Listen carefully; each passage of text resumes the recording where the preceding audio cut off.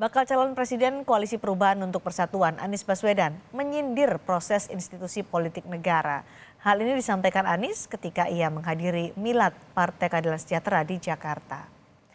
Meskipun tidak menyebutkan secara spesifik ditujukan ke siapa, Anies berharap situasi itu tidak terjadi di Indonesia.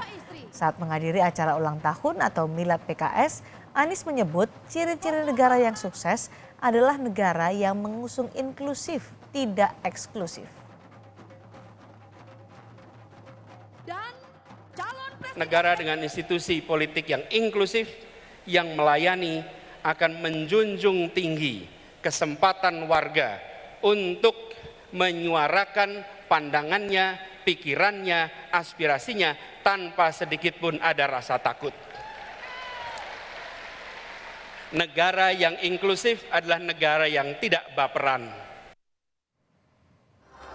Ketua Umum Partai Demokrat Agus Harimurti Yudhoyono yang juga berpidato di milad PKS turut menyindir praktik penegakan hukum di Indonesia yang ia nilai tajam ke lawan namun tumpul ke kawan dan tajam ke bawah tapi tumpul ke atas. Dalam pidato itu AHY tidak menjelaskan spesifik kasus apa yang ia maksud. Namun ia menyebut itu sebagai salah satu curhatan dari masyarakat yang ia temui.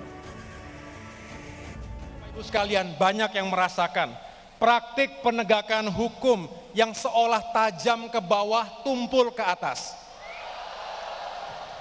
Tajam ke lawan, tumpul ke kawan. Kita tahu, mengamankan kawan politik dari proses hukum adalah obstruction of justice atau menghalangi penegakan hukum. Sedangkan menggunakan instrumen, saya ulangi, menggunakan instrumen hukum untuk menghabisi lawan politik, namanya abuse of power, penyalahgunaan kekuasaan. Kedua-duanya tidak sepatutnya terjadi di negeri tercinta Indonesia ini.